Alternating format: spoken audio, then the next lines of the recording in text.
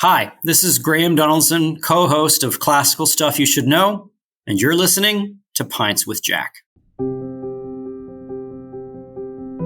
The Lion, the Witch, and the Wardrobe grew out of Lewis's experience of being stung back into childhood by his defeat at the hands of Elizabeth Anscombe at the Socratic Club. It awakened all sorts of deeply seated fears in Lewis, not least his fear of women. Once the bullying hero of the hour had been cut down to size, he became a child, a little boy who was being degraded and shaken by a figure who, in his imagination, took on witch-like dimensions. This is Pints with Jack, Season 6, Episode 41. The Case for Aslan. After Hours with David Marshall.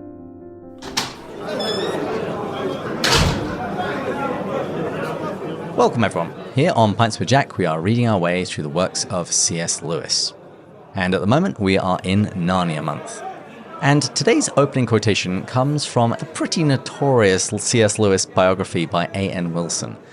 And I quote it because this is addressed in a very interesting way by today's book, The Case for Aslan, Evidence for Jesus in the Land of Narnia, which is a book endorsed by two former guests of the show, Dr. John G. West and Dr. Louis Marcos. Did Lewis retreat into stories because he was humiliated in a debate? Well, we'll find out about that and much more in today's interview with David Marshall.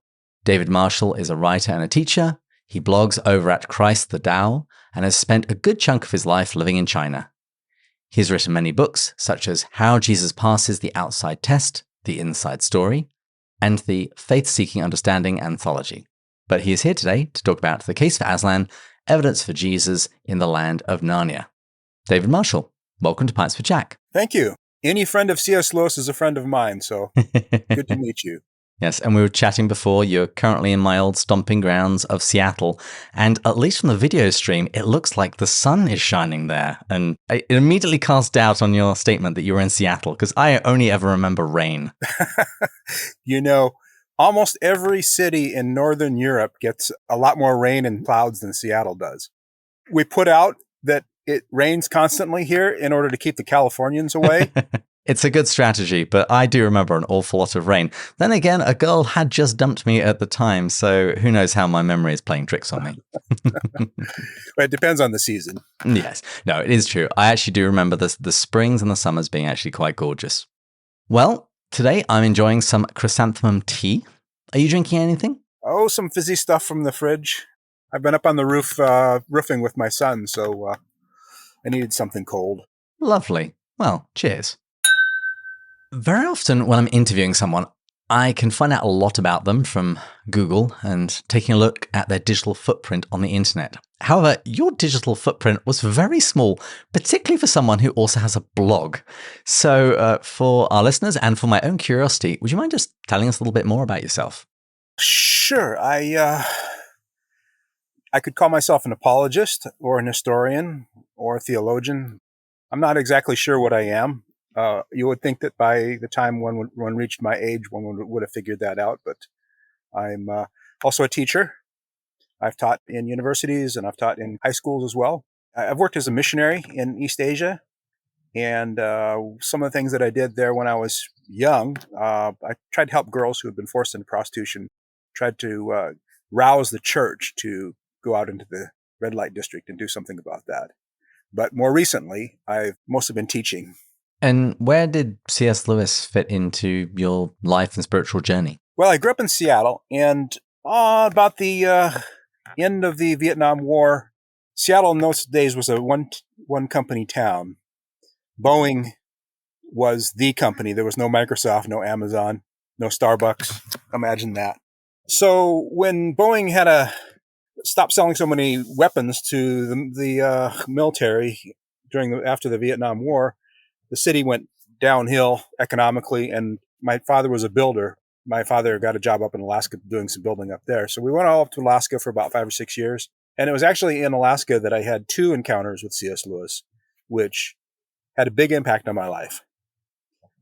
The first, when I was about in 7th grade, my parents were invited over to a friend's house after church service. And I went with them and got kind of bored of the adult conversation.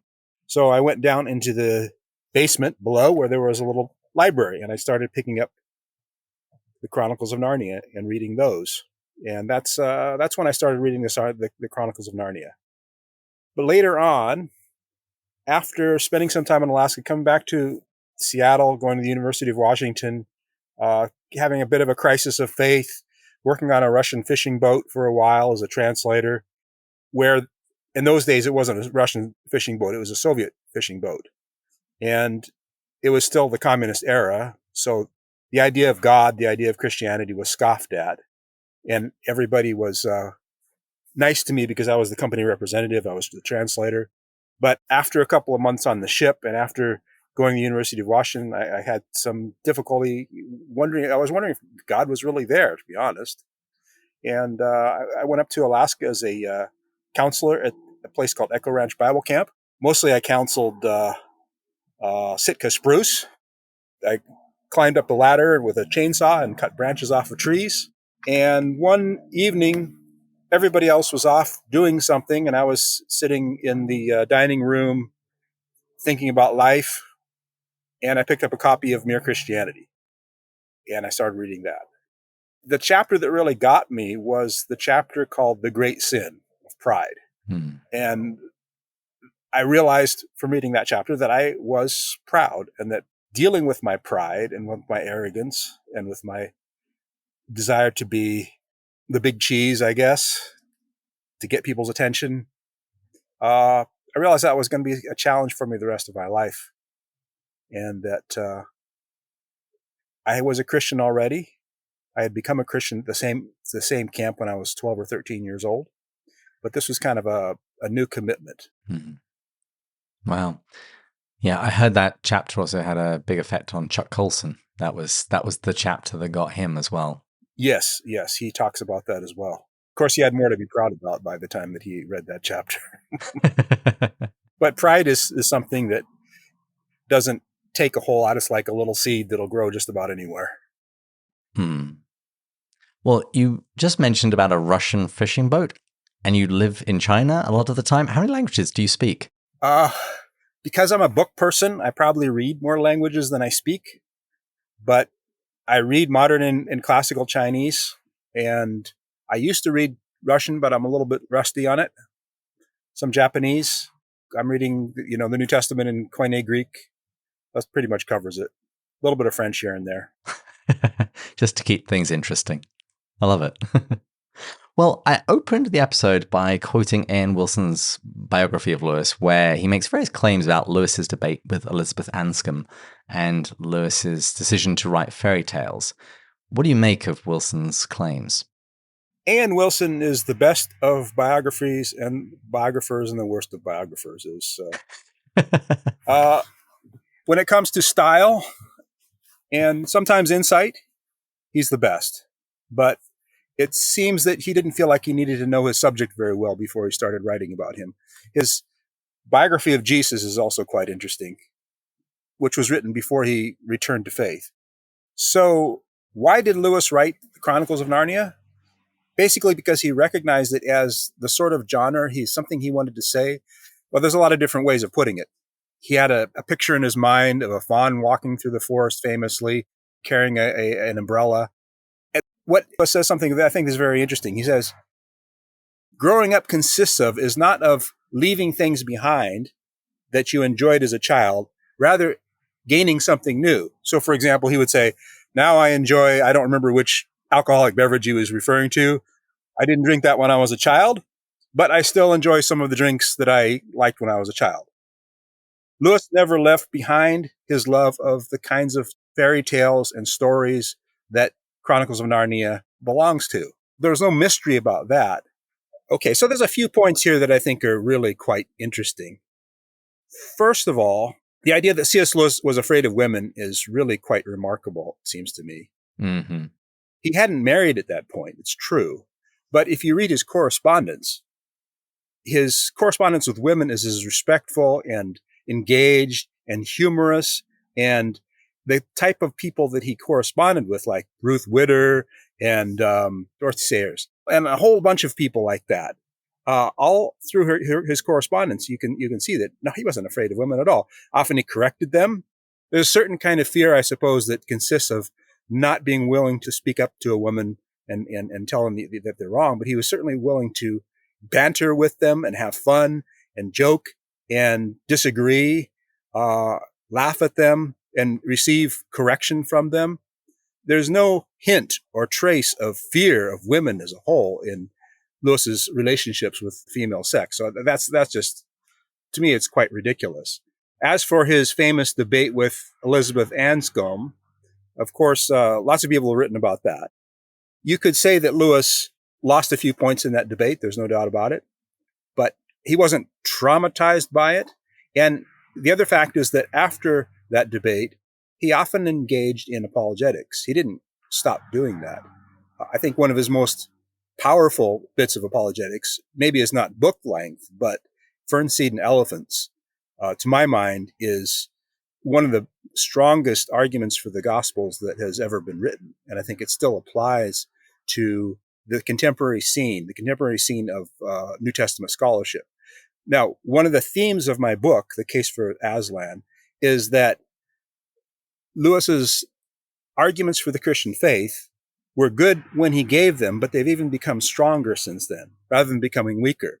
So if you look at the contemporary debate over the historical Jesus, whether you're talking about the Jesus Seminar, or you're talking about Bart Ehrman, or even really radical New Testament scholars, or people who consider themselves New Testament scholars, like Richard Carrier, or Price, or other people like that, I think that Lewis's arguments have not weakened over time, but have actually become stronger over time. And they have a lot to teach people who are engaged in apologetics, and also have a lot to teach people who are engaged in New Testament scholarship, because New Testament scholarship tends to become a little too narrow at times. What Lewis brings to it is a kind of a wealth of understanding of historical literature and the history of literature, and the psychology of literature, how you write great literature. He brings those elements to his understanding of the Gospels, which most New Testament scholars, frankly, cannot replicate. You get a few scholars like N.T. Wright, for example, who write at a very high level and with great insight and psychological insight. But most New Testament scholars don't have that kind of literary acumen that Lewis has. This is getting a little off the track, I guess, not answering your question entirely, but I think a lot of Lewis's best apologetic writings actually came after his debate with Anscombe. Mm-hmm.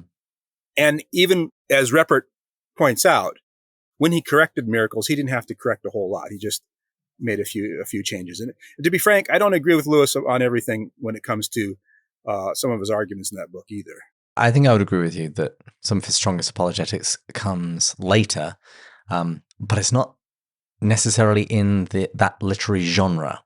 And that's a nice bridge into your book, because over the past few days I've been reading The Case for Aslan. Subtitle is Evidence for Jesus in the Land of Narnia. So before we crack open the book itself and discuss some of its contents, how did it come about in the first place? Well, C.S. Lewis has always been my favorite author, and I tend to write on big subjects, such as one of my books is called The Truth Behind the New Atheism. Another one is on the historical Jesus and on how Christianity relates to Chinese culture. Even when I wrote my doctoral dissertation, our advisors, our professors told us, you really need to pick some really tiny topic that you can become the world's expert on and nobody else knows anything about it. That's how you do a PhD. And I said, no, I don't think I want to spend 6 years doing it that way. That's just no fun. So what I did was I tried to create a philosophy of a theology of religions, how Christianity relates to other religions. So writing about C.S. Lewis in particular, in some ways, was almost the first time I've focused on one person or on one fairly narrow topic. Even in that sense, Lewis is a means of focusing my interest in how Christianity can be defended, both in terms of its truth and also in terms of its value for the world. And there are a few chapters I'd like to talk about in detail, but would you mind us giving our listeners an overview of how the book is structured and the sort of material that you're covering? We cover almost every important theme in apologetics, including the crucifixion, the miracles of Jesus, the credibility of the Gospels, the idea of the incarnation, relating, of course, to Aslan, temptation, creation, which of course involves us a little bit with astronomy and sciences and where things come to being. I think Lewis's approach to that in The Magician's Nephew is particularly interesting. And the whole idea of how we know things, how we can tell, whether what we believe is true. I also talk about the resurrection of Jesus and the idea of judgment. And then I talk about my own academic interest in how Christianity relates to other religions, before finally we venture into the realm of the search for justice. In that case, I have a chapter which is set in Seattle at Capitol Hill Autonomous Zone, or CHAZ, which was famous about 3 years ago, where we have a conversation between some critics of Lewis and one mysterious defender of Lewis. And we delve into what might be called, generally speaking, cancel culture, and whether or not the Chronicles of Narnia should be canceled or children should be allowed to read them.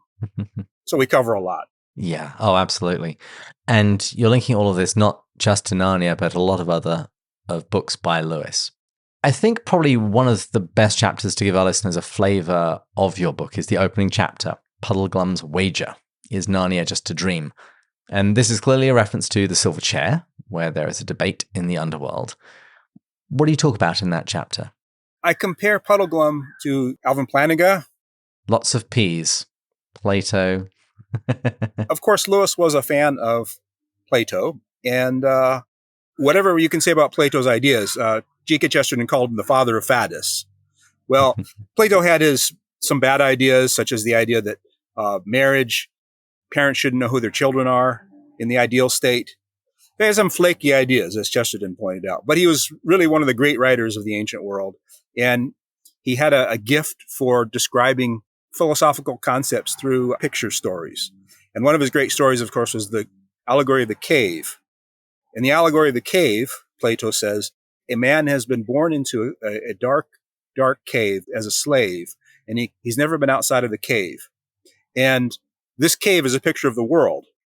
And all he can see are images cast by a fire in front of him. So he doesn't see the actual animals or people, but he only sees images of the animals on the wall cast by the fire as they walk behind him, because he's chained to face in one direction. This is an image, said Plato, of our world. We don't see things as they actually are. We don't see the true ultimate reality. But one day, a person escaped from that cave and then came back and described, hey, I went out to this place where there's sunshine and there's trees and there's plants. You're slaves. You're living in bondage. And all the people in the cave became very angry at him. Well, this picture of the cave is basically Puddleglum and his two human friends, picture of their expedition through the underworld. C.S. Lewis is very obviously using this great allegory of the cave to describe our condition in the world and whether we should believe in God, basically, whether we can believe that there is a world beyond the plants and animals around us, or whether this is the ultimate, the only place there is. It's very similar to his story of the Pilgrim's Regress. In Pilgrim's Regress, which is the first book that he wrote after he became a Christian, he describes how his hero, John, is traveling, trying to find these mysterious, beautiful islands that he's seeking for. And he finds himself imprisoned, again, underground, in a dark, dark dungeon where a giant looks into the prison where he's imprisoned, where John is imprisoned. And every time the giant's eyes shines through the bars of the window, people can see right through each other. So what Lewis is arguing against here is the idea of reductionism, the idea that we are only flesh and bone. We are only bones. Our brains are only cells. They're only, synaptic reactions. This is what Lewis had been stumped by before he became a Christian, what can generally be called reductionism. And the particular person who introduced him to that prison cell was Sigmund Freud. Gives him a different name, but Sigmund Freud, basically. And this is also the concept that Lewis talked about when he talked about Bulverism. The idea that something is only this, or we can reduce all of science and all of art to animal impulses, for example, the desire for, perpetuating the species or class rebellion or something like that. This is a very common idea in his day, and it's also a very common idea in our day. So the witch makes the play that the only world is her world, this Yes. underground world. And Puddleglum responds by saying that the world that they claim to have been in once is even better, and that they're going to be Narnians even if there is no Narnia. They will believe in Aslan even if there is no Aslan. Yes. And here we get to one of the other P's that you compare him to, Pascal, Blaise Pascal, who had his famous wager, which is very often misunderstood. Would you mind unpacking that part of it? Exactly. Some people misunderstand Puddleglum and think that Puddleglum is just saying, well, I like the idea of Narnia better than I like your underworld. So even though there's no evidence for it, there's no reason to believe it, I'm going to continue believing it anyway. And people make the same argument against Pascal. They think Pascal's wager, by the way, people who argue against Pascal's wager inevitably have failed to read Pensées. They've failed to read Pascal himself. Mm-hmm. They talk about it without knowing what Pascal actually says in the rest of the book. And that kind of microfocus is going on when people make the same complaint about Puddleglum. Because, of course, Puddleglum had every reason to believe in Narnia. He was born there. All of his memories had to do with Narnia. His friends also could confirm much of what he said. This was not actually a situation, very much like Pascal says. The temptation to foolishness or the denial of reason is not from Puddleglum, and it's not from Pascal. It's actually from their opponents. Because first, Puddleglum and Jill and Eustace and Prince Rilian are subject to a couple of enchantments which confuse their minds. First of all, drugs. Yeah, music and drugs. Pour some drugs on the fire. And a musical instrument which is strummed. The whole picture of what's going on here is exactly the opposite of what the critics say. Puddleglum is rescuing his friends from irrationality. And if you read the rest of Pascal's Pensées, you find that Pascal actually made strong arguments for the Christian faith. He wasn't saying, well, there's no reason to believe in God, but you might as well believe anyway because you win if you believe in God, and you'll go to heaven if you believe in God and you're right. But if you're wrong, it doesn't matter because you're going to die anyway. It doesn't really matter. Atheism. So that isn't what Pascal was saying at all. Pascal was saying there is good evidence for the Christian faith, and he gives it in the rest of his book. But our minds have been fogged. The Emerald Queen, or whatever her name is. The Lady of the Green Kirtle. The Lady of the Green Kirtle, yes. She has poured some chemicals onto the fire, and she's been strumming her little stringed instrument, and that has confused our minds. But it still makes sense, given our situation, to gamble on Christ. So Pascal was, he helped invent the computer. He was a guy who liked numbers, he liked probability. So he was basically saying, yeah, it makes sense. Life is a gamble. Whatever we choose to do, we have to do something, and we have to make some sort of a choice. And this is kind of what Peter said when he said to Jesus, after Jesus said something very strange and mysterious, and the disciples didn't understand what he was talking about. Drink my blood. What does that mean? And Jesus said, well, are you going to leave too? Everybody else has left. And Peter says, where would I go? You have the words of life. Or another gospel example would be, of course, the pearl of great price. We found that one pearl, that one thing that's worth everything. That is the sort of gamble that Pascal is talking about and Puddleglum is talking about. Wonderful. Well, the second chapter is called The Lion's Song, a reference to the creation of Narnia in the book which we've actually just been reading this month, The Magician's Nephew. Okay, you're interviewing people about C.S. Lewis. Tell me, what is your favorite of the Chronicles of Narnia? Ooh, I'm going to say The Horse and His Boy. I hated it as a child. I think it was because one of the main characters was a girl. But I returned to it as an adult when I reread the Chronicles for the first time since childhood. When I read them once more in my 20s, that one stood out to me. I think because it's all about the hidden God. It's all about somebody trying to do something that is dangerous and scary, and he's looking around, and he just feels like he's the unluckiest person in the world. And it's only later that he is told, I was the lion. Also in that book, Lewis introduced the idea that you can fry mushrooms for breakfast. That had a big impact on me when I was a boy. Well, as an Englishman used to full breakfast, that just seems like good sense to me. So your second chapter is The Lion Song, and it's a reference to the creation of Narnia, and it's the book which we also read at the beginning of this season's Narnia month, The Magician's Nephew. And so I was reading that, and I was also delighted to see that there were lots of references to the book which we've read this season, over the course of this season, Out of the Silent Planet, given the connections between people like Uncle Andrew and Weston. What are some of the issues that you explore in this chapter? Well, of course, the creation is part of what we're talking about in that chapter, but also the nature of scientific evil, I guess you could say.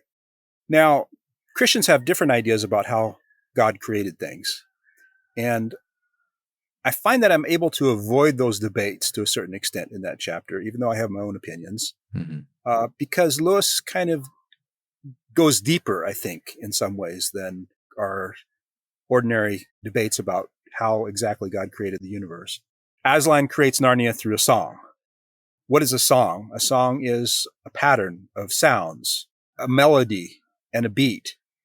And top-notch scientists who are talking about the origin of the universe, they often bring those very elements into the discussion, whether they're Christians or not. The universe seems to be a song in some ways. How the quarks united into atoms, and the atoms into molecules, and the molecules into more complex molecules, with the carbon-based chains and whatnot. A lot of, whether they're physicists or astronomers or biologists, many scientists are just astounded by the sheer mathematical beauty of creation and of the natural world, what is often called fine-tuning. So, for those who don't know the story, a motley crew of humans, a witch, a horse, find themselves in a very dark place, some other world, through a series of events, which has no light, has pretty much nothing yet. The witch says it's an empty world. There's nothing there. They wait there for a little while until finally they hear a song on the horizon.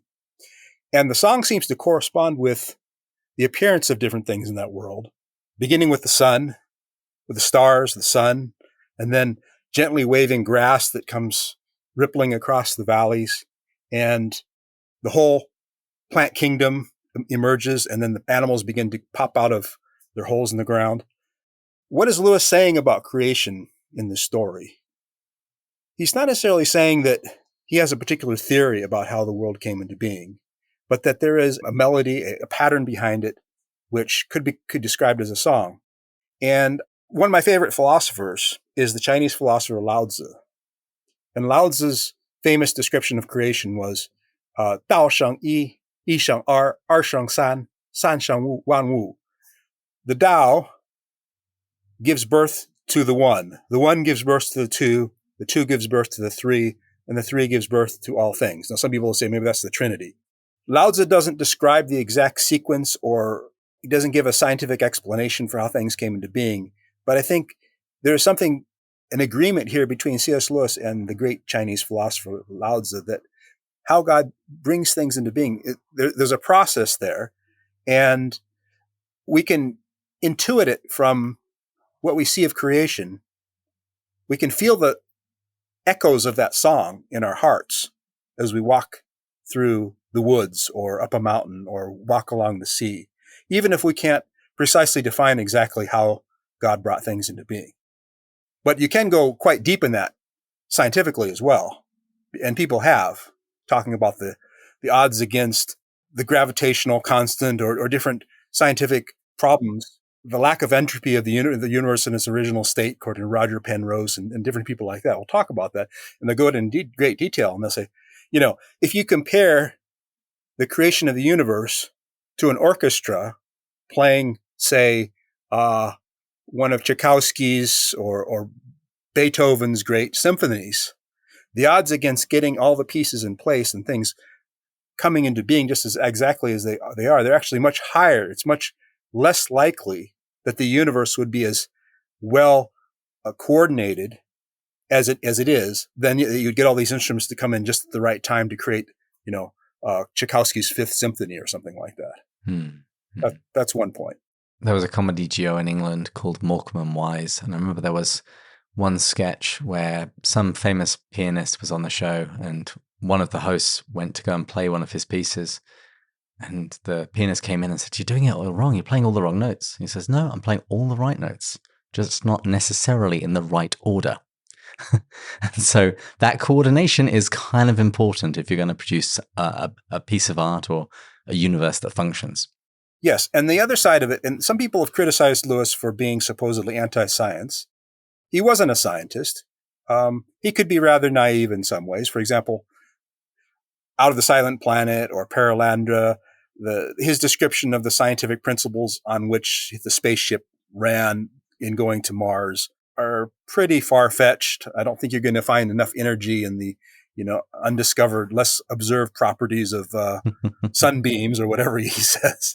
Mm-hmm. Later on, he realized, well, I probably shouldn't have done that. I probably just made it overtly supernatural and not tried to make it sound scientific at all. So he wasn't a scientist. He had a very keen interest in science. But some people accused him of, having an in for scientists, because the bad guy in Out of the Silent Planet and in Paralandra is, in fact, Weston, who is a great scientist and also possessed by the devil and trying to, tempt a new Eve into falling and destroying God's creation on the planet Venus. And then, of course, in the final book of that series, That Hideous Strength, Lewis tries to explain that I'm not going after scientists necessarily. He says, he puts one of his characters is a scientist, and he says, I'm not going to join the National Institute of Coordinated Experiments, or NICE, because this has nothing to do with science. It's all about politics. But on the other hand, it's perfectly true that science is a very dangerous thing. And I don't think anybody looking around the world today could deny that. Mm. Are human beings going to survive at all? That's a question that's raised by scientific progress. We can't be naive. And very many periods in history, even C.S. Lewis fought in World War I, of course, and there you have the introduction of new technologies for killing people in large numbers, including poison gases. And I think, millions of people were poisoned by mustard gas. I think one of my grandfather's brothers was poisoned by mustard gas. These were new technologies which scientists invented. So you can't be naive and say that science is not a dangerous thing. Uncle Andrew in The Magician's Nephew is a picture of that. It's not that he loves science too much. It's that he loves science without recognizing why he loves it. He loves it for the same reason that Eve loved the apple and that Adam loved the apple. Because by picking that apple, he can become as gods, knowing good and evil. So the danger that Lewis is pointing to is not science per se, but the danger of power in general and how we make use of the powers before us. It's a question that is a problem that has become even more important, I think, over in the years since C.S. Lewis wrote that book. As we look around the world today and we consider what Vladimir Putin's up to, and we consider what AI might produce in the next few years, C.S. Lewis's concern has become an even more live topic. And his book, The Abolition of Man, has become rather prophetic. Yeah. And you see a very similar philosophy working through nearly all of those books. Since we've just been talking about The Magician's Nephew, Uncle Andrew and Jadis have a very similar philosophy of life. It's basically that the rule, the Tao, doesn't apply to me. Yeah. I can try and use it to manipulate other people. Like, hey, Diggory, I hope you're not a coward. I hope you're going to go after that girl. I hope you're more chivalrous. Yeah. But as far as he's concerned, he can break any of the rules he wants to because, well, for want of a better expression, he's special. Yes. Uncle Andrew, of course, is very much like the Empress Jadis. They are the only difference between them is one of them has power and and the other one has much less power. Mm-hmm. And it can end with the deplorable word. It can end with a deplorable word, and as Aslan points out, human beings are working on their own version of the deplorable word, as he wrote that book, and also at the present as well. Wow, that got dark. Well, let's move to something ironically a little bit more cheerful, because at the end of the last battle, there is a question mark over the fate of Susan Pevensey. And we did talk about this a little bit in an episode on racism and sexism. That was season 5, episode 54, where I interviewed Dr. Devon Brown. And we will dig into this question again when we do the last battle next season. But I loved what you did in your book, because when children wrote to Lewis asking him about what happened to Susan, because despite what some people say, we actually don't get the end of her story, he said that her adventure wasn't over yet, and perhaps they should take up her story and try and write it themselves. And that's what you do in chapter 5. So, in your headcanon, would you mind telling us a little bit about what happens to Susan next? Well, I'm glad you enjoyed that chapter. I think it was my favorite. So Susan is an adult now. I don't try to give all the backstory about exactly how this works out technologically or in chronology. It may be that Professor Kirk, maybe he's gone off to the Wood Between the Worlds for a while, and maybe that makes the time work out, or maybe we can just pretend it doesn't matter. But they have cell phones now. I love the fact that you've even thought about that. That's great. And Professor Kirk, it turns out he teaches at Oxford University, and I imagine him actually at Wadham College. So I imagine this taking place at Wadham College. And Professor Kirk has not seen Susan for quite a few years because, frankly, Susan has gone off the deep end after her terrible experience of losing all her family in a single day, basically. She was trying to be too grown up, they said. She was in some ways too childish, in some ways trying to be too adult at the same time. And she was caught up with trivial things like, dates and clothing and not sex, as some people say. Her problem was not that she loved some boy too much. Her problem was that she was too caught up in her own trivial concerns. It wasn't about the boy. It was about herself. It was vanity that was her temptation. So after this horrible disaster happens with the train, Susan is lost to the world for several years. What she does exactly, I don't try to follow her, to try to trace her route. But she's basically going in a downward direction. Until finally she decides to go and visit her old friend, Professor Kirk, who it turns out actually did not die in the train crash like everybody else. And she turns up at his office, and they have a conversation. She wants to know, did I imagine it all? Is it possible? Okay, I can't get back to Narnia, but perhaps Aslan promised that I would know him in our world by another name. Is that possible? Everybody knows who we're talking about because we're at Oxford University after all, and half the colleges are named for a guy named Jesus or Christ or one of his disciples, Magdalene. So if I can't get back to Narnia, perhaps I can find Aslan through learning about Jesus and whether Jesus is the reality in our world of which Aslan is a picture in the other world. And therefore, I have to find out if the story of Jesus in the Gospels is true. But there's a lot of people who say it's not true. We have volumes, libraries full of books saying that the gospel story is really not very reliable. So in my version of the story, Susan goes on a quest for the historical Jesus. And then she comes up, she visits Professor Kirk, and she has some questions to ask him. Then they have a conversation over that question. I love it. I don't want you to say any more. I want people to go and get the book and read their conversation for themselves. The second half of the conversation takes place at the Mitre, which is my favorite pub in Oxford. Good choice. Good choice. David Marshall, thank you so much for coming on the show. Thank you. Good to meet you. As the landlord rings the bell for final drinks, can you please tell us where people can go to find out more about you and pick up a copy of The Case for Aslan? You can follow my writings at the Stream. I write quite a bit there. And of course, my first book was True Son of Heaven, How Jesus Fulfills the Chinese Culture. And I'm putting out a new version of that pretty soon also. Lovely. I'll put links in the show notes. Thanks again to David Marshall for coming on the show. Thanks to our audio engineers, Taylor and Sarah. Thanks to all of our listeners, patron supporters, particularly our top-tier supporters. Matt 1, Matt 2, Matt 3, Jake, Erica, Marvin, Joelle, Deborah, Amanda, Emmy, Thomas, Bill, Joanna, Bud, Shane, Kay, Paul, Kimberly, Gillis, Gary, Stephen, Kelly, Chris, James, Kate, Peter, David, Angela, and Rowdy. We pray for you all every week, and all of the prayer requests on our Slack channel every Tuesday. If you've enjoyed this episode, please tell a friend. And please join us next time when we'll continue going further up and further in. Cheers. Cheers.